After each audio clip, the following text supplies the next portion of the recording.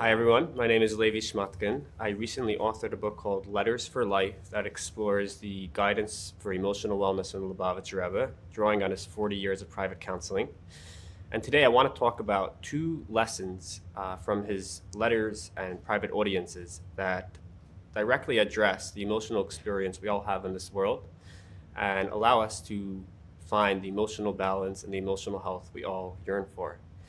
Before I do that, though, I want to talk a little bit about the historical context and some of the archive that this book and this lecture draw from. The Rebbe assumed leadership in 1950. The Jewish world and the world at large were deeply unsettled, uprooted, and in fact decimated. Survivors from the Holocaust, survivors from the war, they were just ordinary individuals walking the streets of New York. They arrived at Ellis Island. They got themselves an apartment in the Upper East Side. Nobody looked at them. Nobody thought about them. Nobody realized what they've gone through. People lost their entire families, were just another person trying to make ends meet. And in a deeper way, there is a deep void of spiritual leadership. People felt that all the Jewish sages that we had leading us in Europe and beyond were kind of lost to the brutal massacres of the Nazis. And when the Rebbe assumed leadership in 1950, slowly the word got out that there is a Hasidic master, this Jewish sage living in Brooklyn, who receives letters and he actually responds to them, taking these deep insights from Jewish wisdom, from the Torah, from the Bible, from the Talmud, from the Hasidic masters, and he brings it down to a level that addresses the emotions and the feelings that we all have. So letter after letter, you're reading the archive, you see there's a teenager in South Africa struggling with friends, who's writing to the Rebbe, how do I go about this? You'll have a young father who's having his first child, asking the Rebbe, and he's feeling self-doubt, what it means to be a dad. And he wants some insight from the Rebbe, from the Torah, about how to go about that. You'll have someone in their middle of their life who's facing an existential crisis of meaning, feeling at a fork. And again, they write a letter distilling all their thoughts and ask the Rebbe for some guidance, some insight on how to go about that. Then you have people in some more extreme instances. You can have an incarcerated individual living in Canada who writes to the Rebbe saying, this is not someone who's in prison for trumped up charges. This is someone who made a real mistake, and a real mistake to the point that they now find themselves facing a lifetime of imprisonment. And they write to the Rebbe and they say, look, my family disowned me. My friends disowned me. I feel horrible about what I did. But I have 50, 60, 70 years left to my life. And where do I go from here?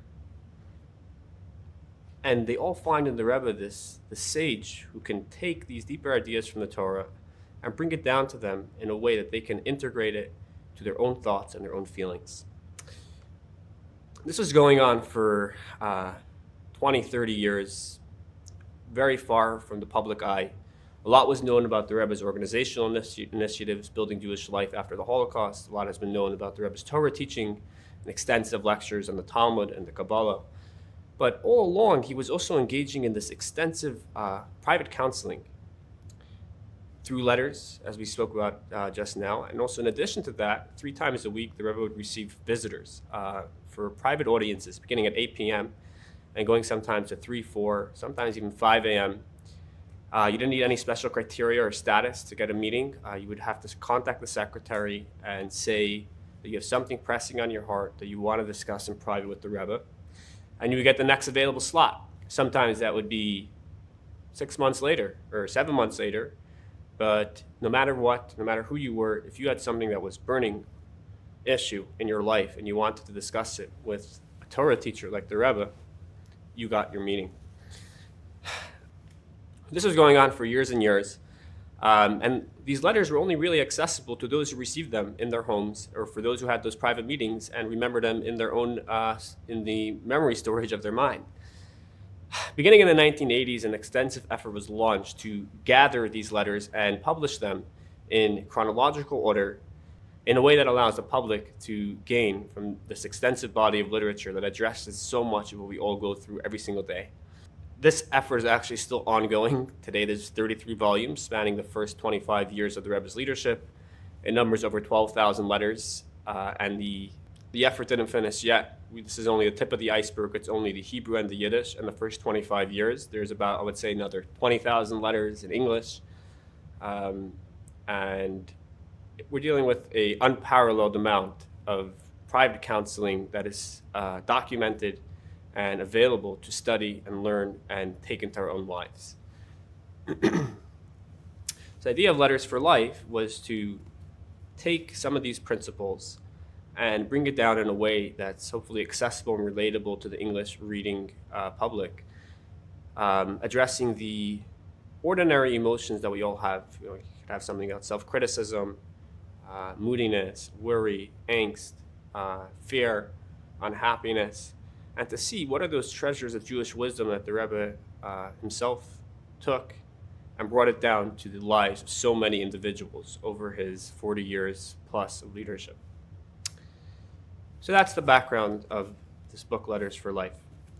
With that introduction, I want to talk about 2 lessons that I learned from the Rebbe, and I had the privilege over the last few months to see how individuals across America have taken this into their own life and have brought new meaning to me, and hopefully I can communicate it here to these lessons for emotional health. The first one takes us back to a story in 1970. There was a young man named Menachem Eini. He was an Israeli fighter pilot. He was a father of 2 daughters, and he was engaged in something called the War of Attrition.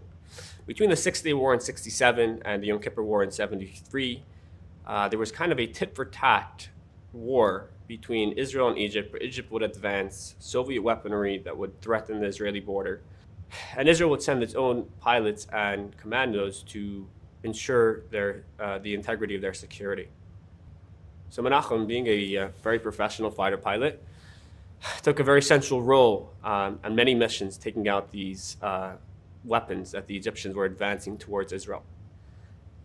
And one hot summer day in 1970, his commander called him in and said, there's a battery of anti-aircraft missiles somewhere deep inside Egyptian territory, and I want you to go with your co-pilot and take it out. So, being the soldier that he was, he went with his co-pilot, and they went that morning deep inside Egyptian territory. He took out the target, he turned around to come back to Israel and his air base. They were 15 seconds away from the border. And Menachem realizes that there's an anti-aircraft missile that's closing in on him. And he had to make that fateful decision in that second. Should he try to stick it out for 15 seconds and make it over to Israel? Or does he not have that time to spare and he has to eject immediately? And in that split second, he realized that he doesn't have the time. And if he doesn't eject right now, he will go up in flames together with his plane. So he ejected. And his parachute opened, thank God, and he found himself somewhere in the Egyptian desert. The Egyptians found him, they took him captive, and they put him in a cell with 9 other Israeli hostages, far away from the sun, far away from their families. And there they lived for 3 long years. They didn't know when they would come out. They didn't know even if they would come out. After 3 years, the Yom Kippur War happened, and Israel took some prisoners of war from the Egyptian side, and a deal was coordinated. Israel gave back the Egyptian soldiers in exchange for their own soldiers coming back home. So after 3 years, Menachem comes back to Israel. He reunites with his wife and his children. And the air base that he was based out of said, Menachem, you have so much experience, you have so much knowledge about the Air Force and how our aircrafts work. Why don't you come back to base? Of course, you can't do a combat role anymore, but why don't you take all that knowledge and work on advancing the technology of the Air Force to be up to date and even outdo the Soviet technology that the Egyptians are using. So Menachem took up the offer, and every day in, day out, he's coming to his airbase and he's working. And he said to everyone around him, he seemed like he has it all together. Look at this guy. He's coming back after 3 years of captivity. And he's coming back swinging. What a man. But he said inside he knew that something was very deeply wrong. He said he would look around the room and he would see people who are somewhat at peace with themselves. They find themselves a place in the world where they feel at home. But him, wherever he was, he felt unsettled. He felt, this is not my place. And this is a new feeling he's never had before his time in captivity. He said music. He used to love music. Music was the love of his life. And then all of a sudden now, when he would listen to music, it would scratch his ears. It would feel like something just eating at him. The words he uses, he felt innerly exhausted. But again, to everyone around him, he seemed like he's doing well. He's alive. He's kicking. Finally, after a few months living in this type of situation, a friend of his realized what he's going through and told him, Menachem, I know you're going to New York on a mission of the Air Force. Why don't you stop in the study of the Lubavitcher Rebbe for an audience? Maybe he'll be able to help you. Maybe he'll be able to help you find the path that you need to reconnect with yourself and feel whole again. So Menachem accepted, and he scheduled a meeting with the Rebbe. So this was in 1974, one evening, midnight, and he walks into the Rebbe's office. And the Rebbe stood up. The Rebbe said, this is someone who suffered for the Jewish people. He deserves respect. So the Rebbe stood up for him, and then he asked Menachem to sit, and then the Rebbe sat down. And for 45 minutes, the Rebbe asked him to repeat everything that happened to him in captivity. And Menachem repeats and recounts that evening, and he says, when he came back to Israel after his time in captivity, the intelligence debriefed him, and he said everything that happened.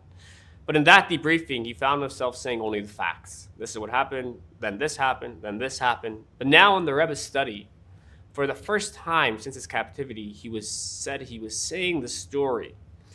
But here he was saying the emotional side of the story. Here, for the first time, he said he felt like he was saying the story to someone else, but really saying the story to himself. He said since his time in captivity, he felt he was disassociating from that whole period in his life. Somehow was in his mind, it was surrounded by feelings of shame and guilt and fear. But over here he found himself in the Rebbe's office, repeating the story with the entire emotional experience that it came with. But now he felt that he was able to reconnect with that story, to own it, and to own it in a way that didn't have all the shame and all the fear that he subconsciously associated with that experience. He started telling the Rebbe about the moment when he landed and he saw the Egyptian soldiers coming his way. And he thought he was going to die.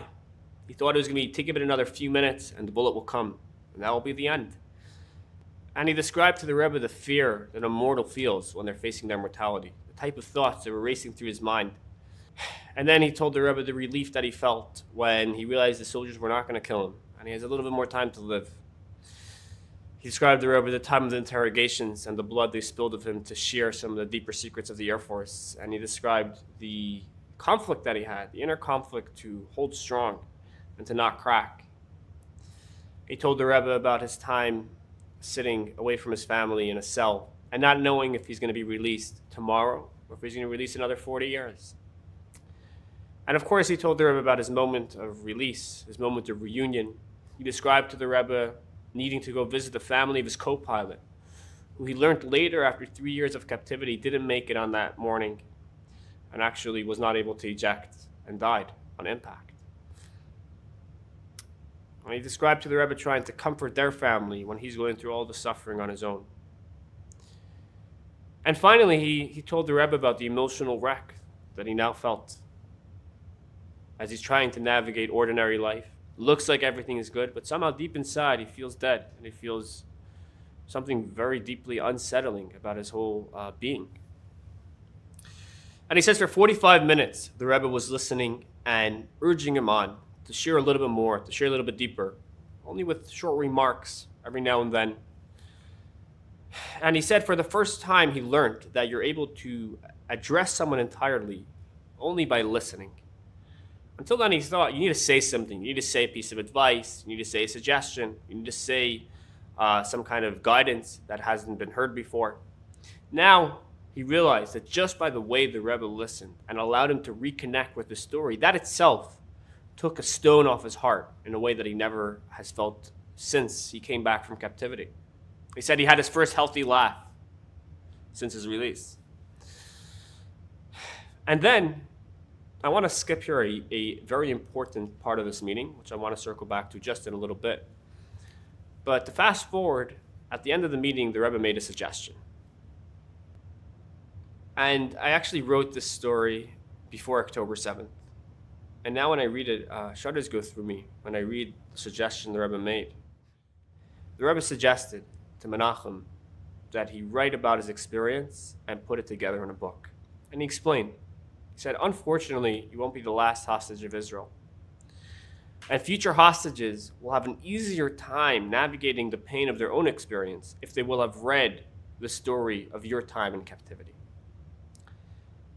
And Menachem says how this to him was eye-opening. So for the first time, he was able to see how his experience of captivity was not only a source of helplessness, but also somehow now allowed him to help someone else who will go through a similar experience, to go through it in an easier way, to go through it with less pain than he had.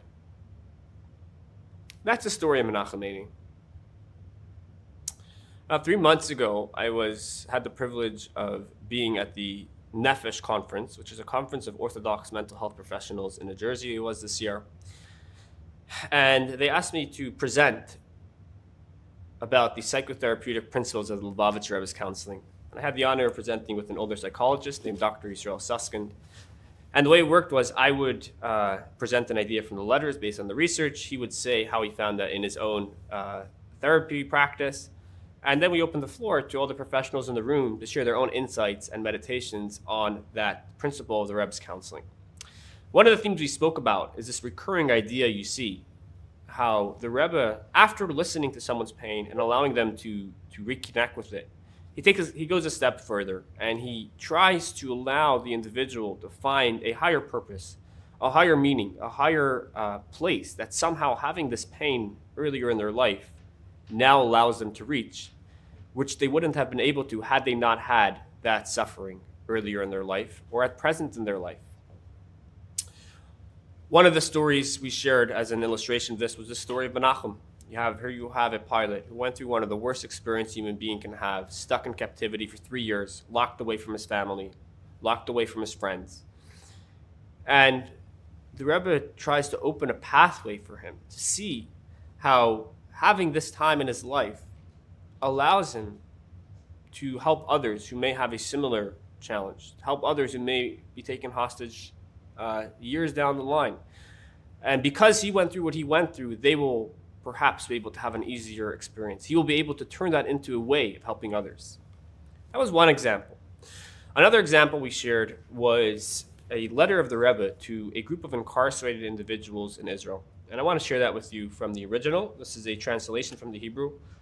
So the first thing the Rebbe does is he universalizes the experience of imprisonment. And he says, in a certain way, or in a deeper way, we're all in prison because we all have this beautiful, elevated, spiritual soul that's beyond all the materialism of this world. It's beyond all the crass motivations that we have. It's beyond all the backstabbing and the hunger for money and power and physical indulgence. It's a spiritual being that's beautiful and pure. And for some reason, this soul ends up in a body in the world that we live in. And that to the soul is the biggest imprisonment possible. It's now limited to the needs of the body. It's now limited to the cravings of the body. It's now entangled with everything that the material world, with all its distractions, throw our way. And of course, the question is, why did Hashem do this? Why did God send this beautiful soul to the imprisonment of this physical world and this physical body? The Hasidic masters responded to that with a phrase called Yeridat Tzarech Aliyah, descent for the sake of ascent. The soul can only attain its maximum spiritual heights by going through the imprisonment of the body, by coming down and living a life in this material world and overcoming its distractions and staying focused. And that allows the soul to reach the type of heights it would never have been able to without going through this imprisonment of the body. So the first point the Rebbe tells this group of inmates is that we all are in prison on some level. We all are imprisoned in our body in a material world, and that's a very devastating and painful experience for our soul. But the reason for it, the Hasidic masters explain, is because somehow this allows us a springboard. This opens a pathway to a new level, to spiritual heights we would never have been able to reach without going through this imprisonment. And then the Rebbe continues, coming down to their level. And I want to read that with you. These ideas are present on a certain level, also in regards to prison in a literal sense. Its purpose is not punishment for the sake of punishment, heaven forbid, but rather to provide an opportunity for the individual who find themselves in prison to meditate on what they have gone through in life and to reflect on their unique conditions of living, which also have a redeeming factor. For no bad can survive without having some good spark as well that keeps it alive. One of those sparks is that being removed from the noise of the street, a person has the chance to reflect more deeply and without as many disturbances. And then the Rebbe concludes, great is the power of the luminary in Torah, the Torah of light, to illuminate a person's path in life, wherever one finds themselves, whether it be a physical prison or a spiritual prison, to ultimately fulfill their tasks in the words of the Zohar, to transform from darkness to light and from bitterness to sweetness. So here you see a letter where the Rebbe is addressing people in a soul-crushing situation of being in prison. The first thing the Rebbe does is we all have that on some level. And the reason why we go through that experience is because descent for the sake of ascent, there's a way that this allows us to reach spiritual heights we would never have been able to without that time in prison. And the same thing is true on some level, the Rebbe is teaching them, also in regards to prison in a literal sense. The Rebbe doesn't say it's good. He doesn't say it's all positive. He says that there's an Hasidic axiom that no bad can survive without having some good spark in it that keeps it alive. So of course it's very painful. Of course it's devastating. But there has to be some spark in there, a redeeming factor, a redeeming perspective that this devastating situation allows you something which you haven't been able to do or achieve before. And what the Rebbe suggests is that perhaps being away from all the noise and distractions that probably led them on the path which caused them to find themselves in the incarcerated situation which they do. Now that they're away from that, now that they have time and they're separated from all that noise, they're able to reflect and meditate on their life. They're able to rethink where they're going, and they're able to reimagine where they want their energy and time and thoughts to be focused on. And this, going back to New Jersey, was two examples that we gave of where you see the Rebbe taking a very painful experience in the past, like in Menachem's case, or in the present, as in the case of the inmates, and allowing the recipient of his counseling to try to find the spark, the redeeming factor that allows that painful experience to be a springboard in some way to reaching a greater height. In Menachem's case, of helping others, of allowing your suffering to help others go through their suffering in a way that's less painful because they learn from you, because you have the tools to help them go through it in an easier way. That's in Menachem's case. And sometimes that purpose can be something more personal, like in the case of the inmates. To the painful experience we have sometimes opens us to God in a way that we haven't been able to think about before. It sometimes opens a sensitivity in our heart to others in a way that we wouldn't have had before. It allows us to feel other people's pain. It allows us to reimagine where we're going with our life, whether that's an illness, a broken relationship, a loss of a loved one, a tragedy, loss of a career.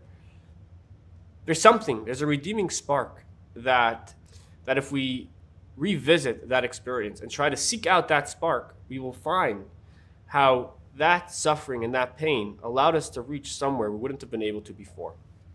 And that was the idea that we shared one of the ideas we shared at that presentation in New Jersey at the Nefesh conference. And I want to share the reaction of two professionals in the room. I think, to me, it was very impactful, and I feel it adds a dimension to the Rebbe's counseling here and brings it down.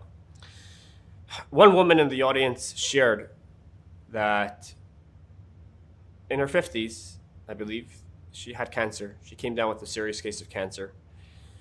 And of course, at the time, she thought that was the biggest curse ever. What can be worse than that? You have this terrible, debilitating, and threatening illness. But today, after she fought it off, thank God, and she's healthy again, in retrospect, she sees how having that illness allowed her to reimagine her life in ways she never would have thought of before if she would have not had that illness. So first of all, she's grateful for every day she's alive in a way that she never had before. She feels what it means, what type of gift it is to have one more day to be living in this world. And she therefore feels compelled to give every day the maximum meaning possible. And that gave her a new perspective on her career as a therapist. And she sees every patient not just as a job that brings in income in an honest way, but still, nevertheless, a job, but actually as an opportunity to communicate with someone and to help them go through their life in a better and happier way. She has a new perspective on her family, and she has a new perspective on every single day that she has the privilege of being alive. And the only reason and way that opened her to see life in that way is because of the debilitating illness she had a few years back. But someone else, another professional in the audience, shared a deep insight that I think captures the essence of the Rebbe's counseling here. He said, why is it that finding a purpose in the painful experiences we had is so healing? What is the power of this idea in the Rebbe's counseling that after we settle with our story, to also not just stop there, but to try to find a higher purpose, to try to find the way that helps us help others, or that helps us help ourselves open our heart to God in a new way, reimagine our life in a new way, become more sensitive to others in a new way, become more humble. Why is that so healing? I mean, I understand that that's moral, or that maybe creates for a higher life, but why does that also help us emotionally, heal us our emotional wounds? And he shared a deep thought. He said, part of why painful experiences cause us so much suffering. Of course, there's the pain of whatever happened to us itself. You know, if it's a broken relationship, if it's a loss of a loved one, that's painful on its own right. If it's an illness that caused us to not be able to move or not be able to pursue the plans that we had, or someone did something to us horrible that ruined our life or ruined that year of our life or month of our life, that itself causes a tremendous amount of pain. But in a deeper way, a big part of the pain is because that suffering steals from us. It robs us of a critical part of a human being, and that is our sense of agency. Our sense that we are the ones driving our life. We are the ones choosing where our life takes us. And when there are bigger forces than us, whether it's forces of nature or someone else or something else that acts upon us and obstructs our vision of our life, in addition to the pain of that experience itself, we also feel like powerless. We feel helpless. We feel like we are not the ones who are driving and determining our life. And that robs us of that critical sense that we need to feel healthy, which is that we are choosing, we are taking our life forward. And that's a deep reason why suffering is so hurtful. And here is where the Rebbe's advice comes in his interpretation. He said, if we take that time, whether it's in the past or in the present, and we search out that redeeming spark, we search out that descent for the sake of ascent, we search out that higher purpose that somehow this experience allowed us. With that, we recapture our sense of power, we recapture our sense of agency. We say, I'm not going to let someone else write that chapter of the story of my life. I'm not going to let something else be the one to determine how that time in my life went. I'm going to take that experience. I'm going to take that time. I'm going to take that period. I'm going to find in it. I'm going to choose what the narrative of that time or experience will be. I will say that, you know what happened there? That was actually a time that allowed me to reach this place, that allowed me to help others in this way, that allowed me to reimagine my life in this new way that I would have never had before. And then, not only are we living a higher life, we're also recapturing that sense of strength and that sense of power that was so brutally robbed from us. And when he said that, I thought that really touches on the essence of this idea in the Rebbe's counseling, that when we choose consciously and actively and proactively to find that spark, to find that higher purpose, that whatever pain we had or are having in our life allows us, we recapture our sense of life and agency and choice, leading us to a much healthier and happier being. So here's a lesson I want to share with you from the Rebbe's counseling. If we've gone through something painful, a debilitating time, a time that made us feel powerless and helpless, whether it's from someone else or from a natural cause. After reconnecting with the story, after allowing that to heal, take the next step and try to seek out that spark of light, that spark of meaning, that spark of purpose, that time or episode in your life now allows you. And when we do that, that'll raise that time from being a powerless time to actually an empowering time, from being a helpless time to being a deeply helpful time. And that will allow us to recapture the health that we feel we may have lost through that suffering. So that's lesson number one that I want to share with you. I want to share also another lesson. And for this, I want to go back to the piece of the story with Menachem Eini, the Israeli fighter pilot that I left out before. During his meeting with the Rebbe, recounting his time in captivity, he spoke about a particular struggle that he had in that cell. He said that for him, a private person, a thoughtful person, the fact that he was together the entire time, 24/7, with other people was very difficult for him. Even though these were his comrades, these were his friends, these were people he was going through this experience of captivity with. And he loved them. But the fact that 24/7, he said, I would try to write a letter to my family. I would try to journal. I would try to write poetry. And the whole time, whatever I'm doing, there's other people there. For him, this was very, very painful. And he said, I said this to the Rebbe with a bitterness, with a deep emotion. So the Rebbe heard, the Rebbe paused, and then the Rebbe made a remark. He said, and yet, despite the togetherness, everyone was left with their own loneliness. And he says, I looked at the Rebbe, and I thought, how did he know that? How did he know that's exactly what I felt in that room? But he said, I knew he was right, and I knew that he had insight on this existential loneliness. And sometimes today, I think to myself, Menachem says, that perhaps he would want me to find that way out of that deeper loneliness, that despite the togetherness, we're all left with that sense of being alone. And when I read this story, I thought that that line, despite the togetherness, everyone's left with their own loneliness, captures so much of what we feel in today's world. On one level, we're together all the time. The technology, social media, the internet allows us to 24/7 be in touch and be connected with so many people. And yet, despite that constant togetherness, we feel that everyone's left with their own loneliness. In a deeper way, we feel alone. We're in our own world. We're in our island of our own, trying to navigate this world and its many challenges. And of course, the question is, what is it that can address this deeper sense of being alone, this deeper loneliness? And there's a letter from the Rebbe that I want to read to you now, addressing a 17-year-old teenager. It's a longer letter, but I'm going to read one paragraph. And the Rebbe writes to him as follows. To feel not alone in life, and he interprets, with only you on one side and an entire world on the other, is the most important thing of all. A person's entire sense of fulfillment and contentment is dependent on it. And then he continues.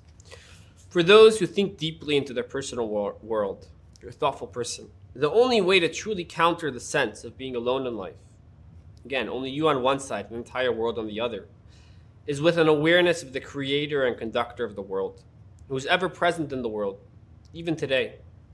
In the expression of our sages, lamata me'asar tvachim, or perhaps in English, within our own lived reality. And this touches on a continuous theme you see in the Rebbe's counseling. It's a theme of the Hasidic masters called Hashgacha Pratis, the fact that Hashem, God, is not only looking at the world in general, but he looks at every single one of us in an individual way, in a personal way. And he values us and he takes interest in us, not because of our place in history, not because of our role in society, not because of our status or our wealth, because of who we are. And he looks at us and he's involved in the details of our life. And therefore, at a basic level, we're never alone because Hashem is with us. And as we navigate life and its challenges, he's beside us and he's encouraging us and he's giving us confidence. But also in a broader way, that changes the way we see all the details of our life, because the people in our life are not just there by mistake. They're not just there because it happens to be the people who showed up. The place we live in is not just by mistake. There's intention, there's divine meaning to it. So here's one lesson as an illustration of so many lessons we can learn from this unbelievable and perhaps unparalleled body of counseling. Because the human experience is the same across all times and all ages. The reasons why we feel anxious might be different today from 20 years ago or 40 years ago. The reasons why we feel unhappy might be different from 50 years ago or 70 years ago. But the essence of the struggle, the essence of our being in a world and trying to find the emotional satisfaction, the emotional peace that we want is the same across all times and all people. And over here we have this extensive body of literature that draws from 3,000 years of Jewish wisdom, told through a Jewish sage, counseling real people in real time.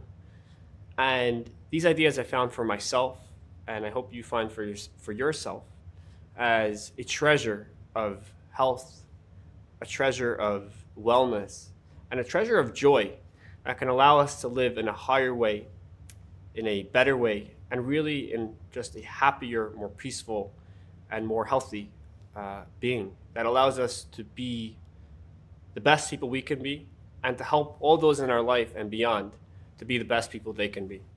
With that, I want to close. I hope you found there's something meaningful.